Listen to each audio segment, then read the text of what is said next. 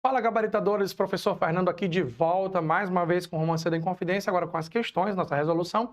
Mas antes da gente resolver as questões bonitinhas para você passar no vestibular da UEMA, não se esqueça de se inscrever no nosso canal do YouTube aqui do Gabaritaí e também de atender ao nosso convitaço para o dia 30 de novembro, nosso aulão presencial, revisão de véspera, com toda a equipe Gabaritaí. Você quer se inscrever? Clique no link aqui embaixo, no comentário fixado aqui do nosso canal do YouTube. Sem perda de tempo, sem mais delongas, vamos então para a questão 1. Questão 1, gente, as questões sempre baseadas em algum poema, tá, gente? Sem nenhum problema. Então, vamos lá. Não posso mover meus passos por esse atroz labirinto de esquecimento e cegueira, em que amores e ódios vão. Inclusive, gente, isso aqui é a fala inicial. Esse aqui é o poema que abre o livro, tá, gente? Ele não é contabilizado como um poema de fato, tá, gente? Tá, assim, entre os 85 poemas ali, os 85 romances, tá? Vou ler de novo. Não posso mover meus passos por esse atroz labirinto de esquecimento e cegueira, em que amores e ódios vão. Pois sinto bater os sinos, percebo o roçar das rezas, vejo o arrepio da morte, a voz da condenação, avisto a negra masmorra e a sombra do carcereiro, que transita sobre angústias, com chaves no coração. Descubro as altas madeiras do excessivo cadafalso, e por muros e janelas o pasmo da multidão. Ó meio-dia confuso, ó 21 de abril sinistro, que intrigas de ouro e de sonho houve em tua formação? Quem ordena, julga e pune? Quem é culpado e inocente? Na mesma cova do tempo, cai o castigo e o perdão. Então vamos lá. A obra Romance da Inconfidência traz em seu bojo, em seu processo, né, em sua internalidade, um processo de recriação e ressignificação de fatos históricos.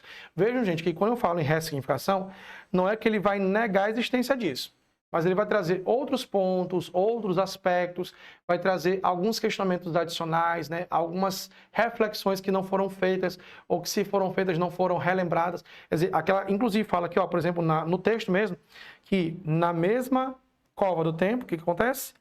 Cai o castigo e o perdão. Quer dizer, cova é onde você enterra as coisas, quer dizer, você basicamente faz com que o castigo e o perdão, né, seja enterrado. Quer dizer, quem devia ter sido punido não foi, e quem não devia foi punido. Quer dizer, o castigo e o perdão representam aqui esse processo de esquecimento de injustiças, na verdade. Vamos lá. Nesse sentido, um verso que exemplifica um juízo de valor, olha só, juízo de valor, julgamento incisivo do eu lírico, olha só, que as palavrinhas chaves bonitinhas aqui, ó. Juízo de valor incisivo do eu lírico relativo aos fatos da Inconfidência. Certo? Então, qual vai ser o verso que vai apontar para esse juízo de valor? Meus queridos, reparem só, por exemplo, a letra C de casa, olha só. Ó, 21 de abril. Estão vendo essa expressão bem aqui, ó? 21 de abril aponta para a data do esquartejamento de Tiradentes. E vejam, por exemplo, a palavra sinistro. Olhem só, sinistro é um adjetivo. Lembra que eu falei de qualificação, de intrusão narrativa? Então, você tem aqui uma expressão que quem está narrando ou trazendo sua voz poética, julga. Ó, 21 de abril sinistro. Quer dizer, 21 de abril aponta para um fato marcante, central da Inconfidência. E sinistro é a qualificação que quem está dizendo, narrando, vai trazer. Ou seja, é um juízo de valor, é um julgamento feito pela própria narradora eu lírico nesse caso.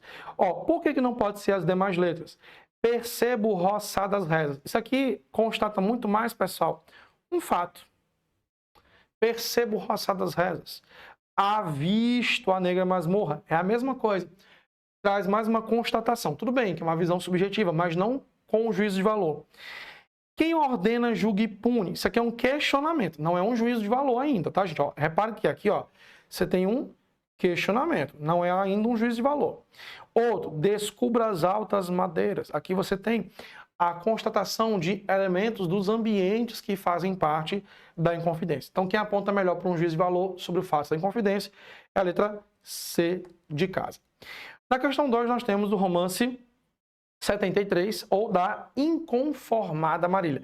Professor, por que essa mulher está inconformada? Todos vocês devem saber, como eu expliquei lá na aula teórica. Vá lá na aula teórica, revisite lá, né, que eu falei para vocês que Marília, que é a grande paixão de Tomás Antônio de Gonzaga, vai ser separada, vai ser forçada a separar-se dele, porque Tomás Antônio de Gonzaga foi preso, teve os bens confiscados, teve seu casamento com a Marília anulado e foi exilado em Moçambique. Então, por conta disso, existe uma Marília inconformada. Só que, gente, essa cena aqui é uma cena de um sonho. Lembrando aqui que eu falei do simbolismo, né? A questão da evasão, do sonho, do aspecto místico. Então, esse texto aqui tem uma marca simbolista muito latente. Olhem só. Pungia, o que é pungir? Sofria. A Marília bela. Negro sonho atormentado, ó, apontando para o sonho, olhem só. Voava seu corpo longe. O que é voar aqui? Já voava de verdade? Não. Isso aponta para um aspecto místico nesse caso, tá bom, gente? Lembra que um aspecto místico rolando, ó. Tá vendo aqui? Um aspecto místico. Até a minha letra ficou parecendo aquela letra de árabe aqui, basicamente. Olha que beleza. Vamos lá. Longe por alheio prado. Ó, você lembra essa expressão alheio prado? Você lembra de um lugar bucólico. Lembra disso? Quem lembra de arcadismo se lembra que um dos clichês latinos é o locus ameno, né, que representa o lugar ameno. Procurava o amor perdido. Quem é esse amor perdido, gente? Claro, Tomás Antônio de Gonzaga. A antiga fala do amado. Mas o oráculo dos sonhos dizia a seu corpo alado. O oráculo, gente, uma entidade espiritual mística que aparece aqui, ó. Ah, volta, volta, Marília. Tira-te desse cuidado, que teu pastor não se lembra de nenhum tempo passado. E ela, dormindo, gemia, só se estivesse alienado. Professor, de onde vem essa palavra pastor? Que pastor é esse? É o pastor de ovelhas, que era um personagem típico da poesia Árcade. O pastor de ovelhas convidava sua pastora para aproveitar o tempo a partir dos ambientes naturais e bucólicos que ele sugeria para que ela se deslocasse. Questão 2. Pergunta a seguinte. A presença do diálogo representa um forte elemento dramático no texto, já que a intenção da autora da obra é tentar materializar a recriação de fatos históricos e das vidas de personagens importantes daquele período. Nesse sentido, um verbo que introduz a perspectiva dialogal do discurso direto no fragmento acima é... Gente, quando você lembra discurso direto, pelo menos alguns elementos vocês vão lembrar. Quais são eles, gente? Um deles, pontuação expressiva e verbos de elocução. São verbos de elocução, gente. Aqueles verbos que vão apontar para a abertura de discurso. Dizia, falava, e fulano disse, e fulano comentou, respondeu. Então, vejam bem, lá no texto, repara, o único momento em que você aponta o diálogo são esses dois aqui, ó. Dizia, né? Tá bem aqui, ó, no texto, dizia, e gemia. Ok, ó, vocês estão vendo que aqui depois, ó, podem ver, ó, depois aqui do dizia tem o diálogo do oráculo e aqui em cima, ó, o outro aqui da Marília. Repararam isso? Então, depois desses verbos aqui, existe a reprodução do próprio diálogo acontecendo. Agora, vejam bem, lá na questão, desculpem, o que ele quer de vocês, olhem só, o verbo dizia aparece? Não aparece. Eu disse para vocês, ó, que o verbo dizia e o verbo gemia são verbos de elocução. Mas o que ele queria é um verbo que aponte para o diálogo direto do personagem. Tem dizia, não tem. O que sobra? Gemia, letra D de dado. Certinho? Então, o gemia representa exatamente o verbo que aponta para uma perspectiva dialogal no texto.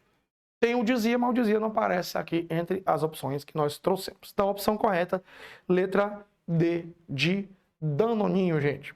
Questão 3. Aqui nós temos o romance 66, ou De Outros Maldizentes. É um texto que faz uma referência aqui ao Tomás Antônio de Gonzaga, poeta Árcade e também confidente, minerador daquele período. Diz assim o texto: que fica daquele poeta Tomás Antônio Gonzaga, que fica na fortaleza daquele poeta Gonzaga um par de esporas somente. Isso aqui aponta para a pobreza que ele vivenciou em razão de ter seus bens confiscados, ter sido preso e tudo mais.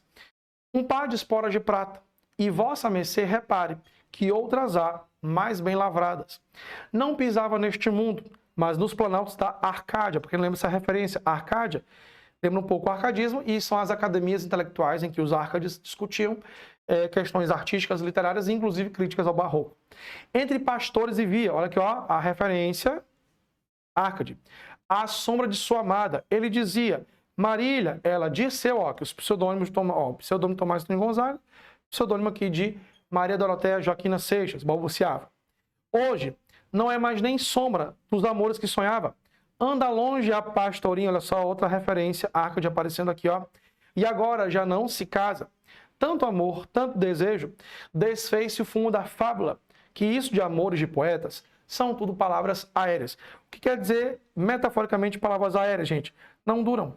Por quê? Ele foi preso, o Tomás de Gonzaga foi preso e teve seu casamento basicamente anulado. Questão 3. Na referida obra de Cecília Meirelles, promovem-se intertextualidades, tanto históricas como artístico-literárias. Entre o grupo de palavras retirado do poema anterior, qual deles denota um diálogo com o estilo literário da época do Pedro em Confidência? Gente, eu falei para vocês que na Inconfidência, quem é o período artístico? É o arcadismo, gente. É só lembrar disso aqui. É o arcadismo. A questão não diz, mas o que eu estou fazendo? Eu estou apontando para um fato histórico em que se relaciona.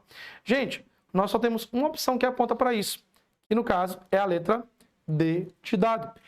Pastorinha, que revela uma personagem típica dos poetas árcades, e Disseu, que é aqui um dos pseudônimos o pseudônimo do Tomás Antônio de Gonzaga. Somente isso aqui. No máximo que pode acontecer a letra C, talvez, mas poeta é uma expressão muito ampla para falar sobre isso. E no mais não temos mais nada que se lembre claramente aqui, ou que se refira claramente ao período árcade da literatura brasileira. Então, a opção correta aqui, né, letra D de dado. Gente, aqui está com questão 3, mas é questão 4, gente. Então vamos lá. Trecho de Fala dos Inconfidentes Mortos. Aqui é o último poema desse livro, tá, gente? Que é uma fala final. Treva da noite, lanosa capa, nos ombros curvos dos altos montes aglomerados. Agora, tudo jaz em silêncio. Amor, inveja, ódio, inocência. No mesmo tempo, se estão lavando grosso cascalho da humana vida, negros orgulhos, ingênua audácia, infingimentos e covardias. Vão dando voltas no imenso tempo, a água implacável do tempo imenso, rodando soltos, com sua rude miséria exposta. Vamos lá. Essa questão aqui trabalha em cima da linguagem do período simbólico, né, do período, na verdade, da Inconfidência, desse livro aqui especificamente. Dentre os elementos que permeiam, essa aqui foi a questão mais difícil que a gente fez, tá, gente? Para cá. Dentre os elementos que permeiam a linguagem de Cecília Meirelles, em Romance da Inconfidência, não está presente no excerto anterior o seguinte aspecto. Bom, se a questão quer o que não está presente, reparemos então o que está presente no texto ou não. Então a gente vai olhar para a questão e vai voltar ao texto. Vamos lá. A letra A fala assim: há partes que enfatizam sentimentos sobre os fatos. O que é a parte? A gente falei que a parte é um tipo de ênfase muito comum em texto dramático teatral. Olhem só para o texto aqui, ó. Vendo aqui, ó. Deixa eu mostrar para vocês aqui, ó. Negros orgulhos, ingênua audácia, infingimentos e covardias. E covardias. O que ela está fazendo? Enfatizando a palavra covardias aqui. É uma parte que ela faz para enfatizar essa palavra. Então, isso aqui aponta aqui para a parte. Certo? Que é um elemento típico de linguagem teatral. Vamos lá para a questão de novo. Então, aqui nós já encontramos aqui, ok. Vamos lá. Personificação de ambientes que circundam a contextualização histórica. Vamos lá para o texto perceber se nós temos ou não. Ó, agora tudo jaz em silêncio. Amor, inveja, ódio, inocência, no imenso tempo estão se lavando. Ó, estão se lavando como se fossem pessoas. Ó. Reparem, amor, cadê?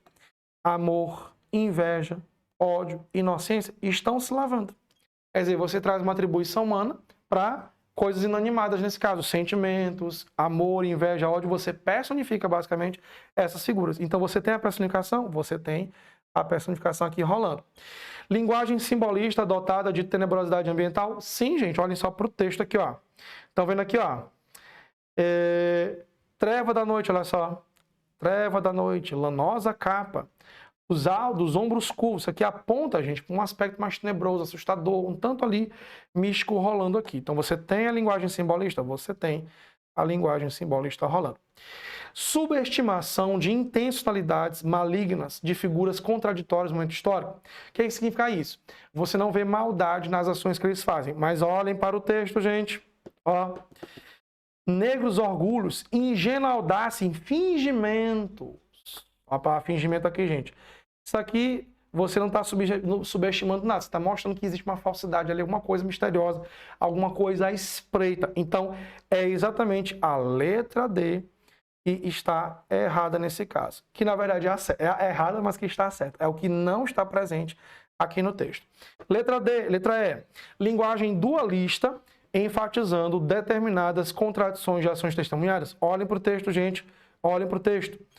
Tudo jaz em silêncio. Amor, inveja, ódio, inocência. Estão vendo aqui as antíteses aparecendo por aqui, gente? Linguagem dualista, né? Quer dizer, tudo junto está se lavando no mesmo lugar. Então, nós temos aqui exatamente a linguagem dualista, enfatizando uma contradição rolando por aqui. Opção correta, letra T de dado. E aqui finalizamos a nossa resolução de questões da obra Romance da Inconfidência. Tá bom, gente? Bom trabalho, bons estudos e até a próxima. Valeu!